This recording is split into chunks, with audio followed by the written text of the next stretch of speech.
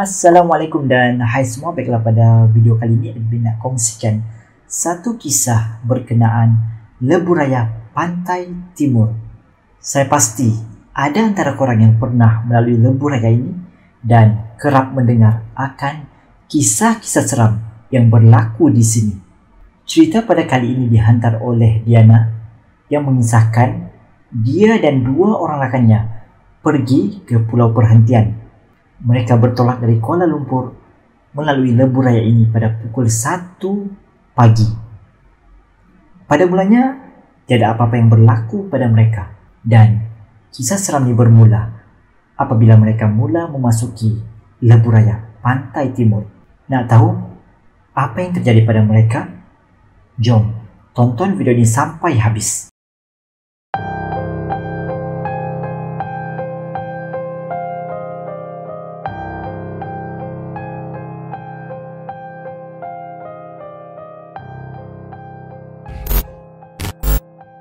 Cerita ini jadi pada 2018 dan waktu ni aku rancang bercuti ke pulau perhentian. So, biasa aku kalau ke pulau memang akan gerak malam untuk trip ini. Kami pergi bertiga, Nadia, Aminah dan aku. Pukul 1 pagi aku gerak dari KL sebab Nadia mengantuk. Aku pun drive dari KL tidak laju, 100 km sejam saja. Masuk ke LPT 1, aku rasa biasa je lah borak-borak dengan diorang ni. Drive santai-santai sebab tidak ada apa-apa yang kami kejar. Kalau ikut kiraan, sempat saja sampai ke jeti tepat pada waktunya. Kemudian, tiba-tiba aku terbau something yang sangat busuk. Tengah rancak borak, aku diam dan semua pun diam.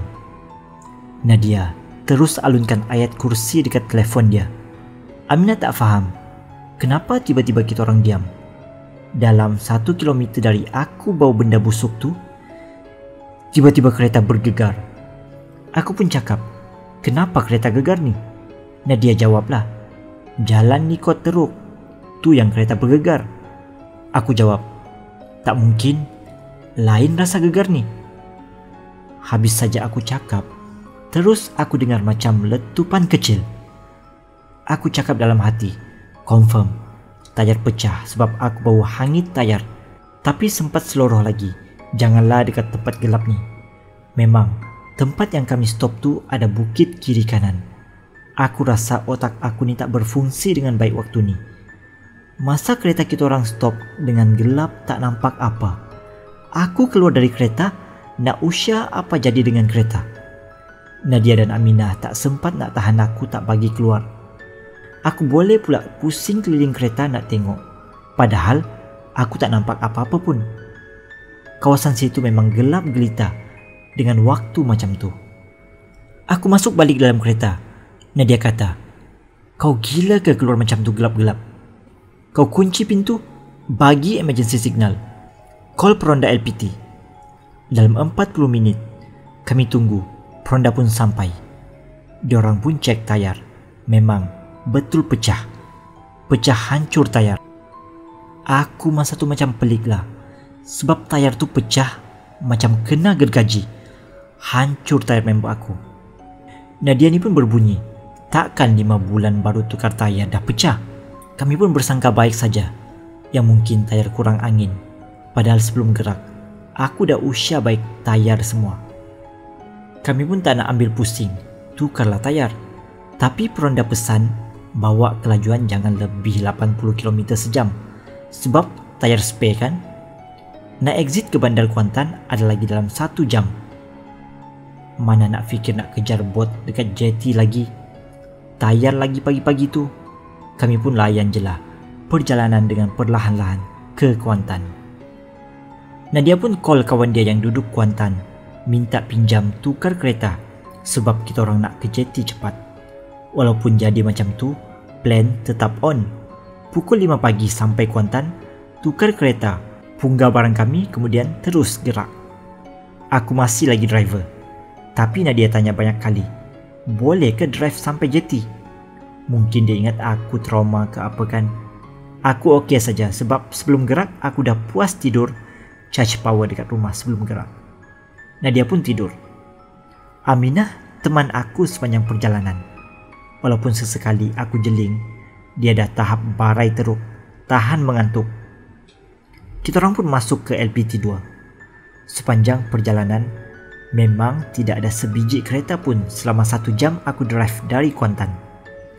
Sempat berbisik dalam hati, subuh ni, takkan tak ada kereta keluar lagi kot? Aku tak sedap hati. Aku minta Aminah bukakan ayat kursi. Sambil layan drive tu, depan sikit dah mula nampak sebiji 2 kereta. Lega sikit aku rasa. Sampai jeti lewat juga, tapi lega sebab selamat sampai. 3 hari kami ada di pulau. Balik tu, kita orang pun stay one night dekat Terengganu sebab keletihan. Kami tidur awal sebab esok nak gerak balik ke KL. Esoknya tu kami check out pergi beli keropok lekor dan nak ambil saudara Nadia di penarik Terengganu. Sebelum tu, cek tayar memang kurang angin. Cari kedai tayar. Kemudian, kedai tu kata ada bocor. Kita orang tukar tayar sebab takut jadi macam masa nak datang ke Terengganu tadi. Kami ambil langkah berjaga-jaga. Kali ini Nadia yang drive. Kami dah ambil saudara Nadia, kemudian masuk ke LPT 2 pada pukul 8.30 malam. Kita orang berat hati, tapi kena jugalah balik. Seorang nak kerja, seorang ada urusan. Kali ini nak cepat sampai Kuantan, nak settlekan kereta. Memang agak laju Nadia drive. Nak hilangkan rasa takut lagi. Bukalah ayat kursi non-stop. Aku tengah leka borak dengan Nadia. Tiba-tiba ada benda putih terbang depan kereta. Memang nampak kain, tapi tak tahu apa. Tersentap jantung aku. Apatah lagi Nadia. Terus dia pegang tangan aku. Macam-macam ayat aku dan dia baca. Tu tak kira yang aku dah baca melalut dalam hati sebab terkejut punya pasal. Mujur tak kejung aku time tu. Yang lain duduk belakang, tengah sedap, tidur. So suasana maintain saja. Walaupun takut macam nampak hantu valak. Tak sampai beberapa minit hadapi terkejut benda tu lalu depan kita orang, ada bunyi pom pula. Aku dalam hati cakap, tolonglah, jangan sekali lagi. Dan nak nangis time tu. Dengan kelajuan yang kami kena time tu, memang tawakal sajalah time tu. Aku pegang dengan Nadia, coolkan dia supaya perlahan-lahan untuk berhenti di bahu jalan. Walaupun aku tahu betapa susahnya nak kawal kereta yang terhuyung-hayang, tayar pecah untuk berhenti dengan selamat. Kali ini kami bijak sikit. Kami jalan depan sikit, cari tempat yang terang lampu jalannya. Nadia dah menggigil, tambah dengan marah. Yalah, 2 kali pecah tayar, 1 kali bocor. Of course lah sebelum gerak balik, kedai tayar dah cek semua, tayar pump semuanya okey. Masa ni semua bangun sebab terkejut dan tak tahu lagi apa yang terjadi, termasuklah aku. Tapi aku boleh agak, memang tayar pecah. Aku keluar dari kereta, tengok kereta. Nak tahu apa yang jadi? Ya, memang tayar pecah lagi. Aku macam tak boleh nak percaya. Mujur, kereta kami masa tu berat sikit. Tu yang buat kereta kami tak terbalik. Ditambah lagi bonet ada barang. Aku masuk kereta cakap, tayar pecah lagi lah korang. Masing-masing diam. Bukan kereta yang sama, kereta yang berlainan. Kebetulan atau suratan, kami tak tahu. Semua rahsia Allah. Kami call peronda LPT nak tukar tayar. Kena tunggu kawan kita orang dari Kuantan bawakan tayar. 3 jam tunggu, barulah kawan kita orang sampai sambil ditemani abang peronda selama 3 jam. Terima kasih abang peronda. Settle tukar tayar, kita orang gerak ke Kuantan. Oh ya, lupa nak cakap. Masa tukar tayar tu hancur. Mungkin sebab kami pulun juga jalan. Masa meletup tu ke tempat cerah. Tapi tidak jauh pun. Dalam 100 meter macam tu saja. Dari tempat mula kami nak stop tu. Kita orang sampai rumah kawan kita orang, mandi-mandi, rehat sekejap. Nak gerak balik KL, tapi dah pukul 4 pagi. Kita orang pun ceritalah dekat kawan kita orang apa yang terjadi. Dia pun cakap, korang pergi buka ayat kursi sepanjang jalan tu dah kenapa? Kalau kau, tetamu datang rumah kau buat bising, kau suka tak?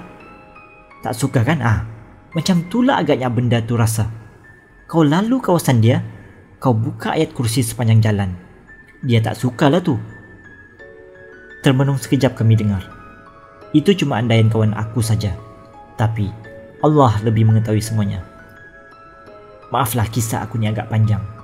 Tapi kisah ni memang seram bagi aku. Sebab benda ni jadi hampir melibatkan nyawa kami. Pesanan, sebelum memulakan perjalanan, baca doa naiki kenderaan, ayat kursi, semoga Allah lindungi kita. Itu saja kisah daripada aku. Sekian.